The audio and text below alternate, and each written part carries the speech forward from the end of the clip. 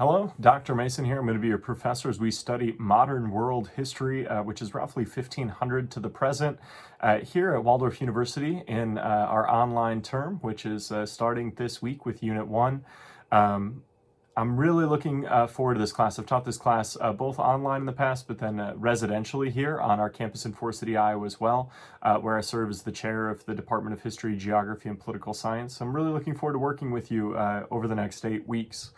As we get into the modern world, I think the first things you can do in an online course are to familiarize yourself with what you're going to have to do each week. On a basic routine, you've got to work on the discussion board where you're going to have a post due, which is your initial post in response to the question, which will be due at 11:59 p.m. Standard Time on Saturday evening. And then by Tuesday, you need to follow up to a classmate by 11:59 p.m. Central Standard Time again. And I think that's the best way to start putting your right foot forward as we get into the course. And I'll talk a little bit each week in these videos about the discussion question as well as the assignments, but you're primarily going to get a lot of the information for the course through the textbook, through the syllabus schedule document. That's your best guide to getting through the next 8 weeks. It has the link to the textbook, which is available online through VitalSource, as well as all of the information you need to work on your different essays and assessments and other assignments as we head our way through the next 8 weeks into the modern world. So as we get into that, I guess a little bit more about me. As I mentioned, I'm the chair of the Department of History, Geography, and Political Science here at Waldorf University. I've been here working on the Forest City campus for the past 8 years. Educationally, I went to community college, got my associate's degree at North Iowa Area Community College in Mason City, Iowa, before I went on and got my Bachelor of Science in Social and Behavioral Sciences at the University of Marion, Bismarck, North Dakota. I picked up my first master's degree at Wayland Baptist University in Plainview, Texas in American History. And then I did a second master's degree here at Waldorf online, actually, in organizational leadership focused in human resource development. And I really did that to get a better sense of how our online platform works and what the experience is like for you all as online students. I mean, that's been really valuable to me, and I think I do some things a little bit differently in the course because of that experience. I do have my PhD. I got it at Iowa State University in Ames in rural and environmental history. I'm a rural and environmental historian, primarily the American Midwest. I study the Midwest in the 18 and 1900s. I'm really into Iowa in particular, but I study all sorts of different things related to that. I really am interested in the history of agriculture, history of indigenous peoples on the Great Plains, all sorts of other things. As you might imagine, as a historian, I like to get into all sorts of weird topics. The things that you can get out of this class that I think are most valuable as you're studying history, probably just for this class and your time at Waldorf, are related to historical research, historical analysis, and then communication skills. The idea that the better you are at researching things from diverse sources, putting them together into your own unique analysis that offers insights, and then communicating those to other people, I think those skills play ball in any field. And I really think that over the next 8 weeks, if you can focus on those things, you'll walk out of this class with something really important and valuable as a part of your college education here at Waldorf. So how are we going to do that here in week 1? The first thing you got is a discussion board response. And on the discussion board for week 1, there's 2 parts to the question. Make sure you're answering both of them. So the first, I want you to introduce yourself. I think it's important that we get to know each other. And the discussion board is all about us bringing in our unique perspectives. I don't know what it's like to be you. You don't know what it's like to be me. But one of the things I love about teaching online at Waldorf is we have all sorts of different people from all sorts of different walks of life with lots of valuable experiences that you can bring into the course. And we can really see that on the discussion board.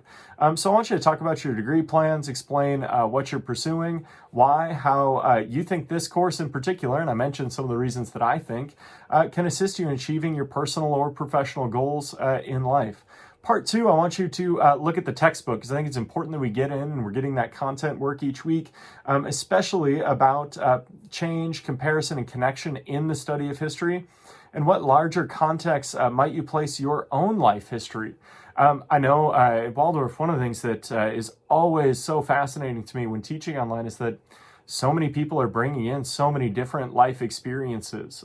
Whether you're a person that left your hometown at 18 years old and have never looked back, or you're somebody that spent all your time in one place in your whole life, whether you're a person that went into military service, or you went to a different college and life took you in other places, no matter what you've got going on, I think you have something valuable to offer in the class, and I want you to put your life in historical context. On the discussion board, I want you to do your best to really develop things. This week, it should be pretty easy because you don't need to bring in a lot of outside research to develop analysis of your own life or place it historically. But as we get into the course, I really want you to focus on bringing in research to develop and pair with your own unique perspectives each week. Hopefully we all know what bad discussion board posts look like, where you don't really bring much to the conversation, either in your initial post or responding to classmates. Please try to avoid the posts that are like, great job, I like what you said there, and then don't offer anything else. Please be bringing in your unique perspective. You have something of value to offer in the course, and I challenge you each week to bring that in. The other thing here in week one, aside from getting into the textbook, and you'll have to complete the Unit 1 essay, we're going to really just focus on the study of history and kind of getting our tools put together. So I want you to read the chapter in the textbook and then respond to the questions that are listed on the syllabus schedule document. That document is so important to successfully navigating the class.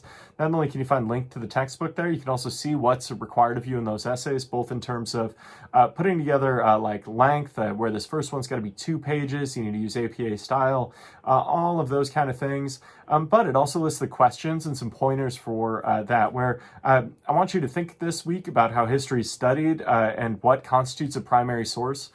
Primary sources are critical. They're kind of the raw materials that historians use to study the past, getting kind of the information, what we call here in the Midwest, straight from the horse's mouth. And I also want you to look at what are the other building blocks of historical study. There's a lot of things from a source perspective that go in, and we could talk about tertiary sources, we could talk about primary sources, we could talk about scholarly secondary sources. I'm a big reader of sources, if you can't tell, but I want you to be thinking about that stuff and putting it together. And then I want you to use that to think about how the different ways in which peoples of the 15th century interacted with one another.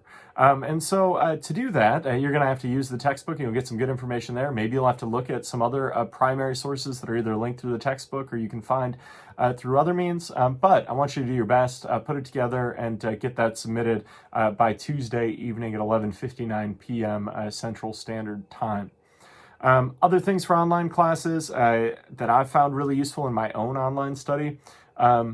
Set a schedule and stick to it. I know that's really difficult because we all have different stuff going on, and especially in the online format, I'm aware that you all have really important things in your life, whether those are professional commitments, whether those family commitments, whether it's both, and a variety of other things you might have going on. But I think if you can try to set a schedule and then do your best to stick to it, that really makes it a lot easier on a week-to-week basis to stay on top of things. The other thing I would say is don't cheat. That's the biggest complication you can run into here, where you don't want to fail a class and waste some money just because you were too lazy to do the most basic things that you need to do. I will enforce the Waldorf plagiarism policy to the full extent of the law, and I'm very familiar with it as it's expressed in the student handbook. The Vice President for Academic Affairs, actually, I guarantee you, he's sitting at his desk directly beneath me while I'm recording this video, and I won't have a problem going to talk to him about any problems we're having. So also, on the more basic level, you're in college to get something out of it, and I think there's lots of things that you can get out of this course that'll benefit you in your day-to-day life. Be committed to getting your money's worth, and when you cheat, you're really cheating yourself. You're cheating whoever's paying for you, and again, that could be yourself, that could be somebody else if you're lucky, and just get the most out of your college education while you have this chance. The other thing I would say is communicate. I can't read minds, and that's even more difficult during kind of online courses. I don't know what it's like to be you. You don't know what it's like to be me. And I can't read minds, especially through a computer screen. So if you got different stuff going on, please just communicate. The easiest way to do that is via email at kevin.mason@waldorf.edu. I'm going to try to check my email really regularly and get back to you quickly, because I know you have a lot of different stuff going on. And if you're trying to get an answer to a question, whether it's related to content, whether it's related to an extension or some other challenge you got going on, I try to be here to support that. So let me know what you got going on, and I'll do everything I can to put you in the best position possible to be successful as we navigate the course. Otherwise, I'm really looking forward to get to know you better through your work as we get started here in our Modern World History course over the next 8 weeks. And again, reach out, communicate. Otherwise, good luck as we get things started this week.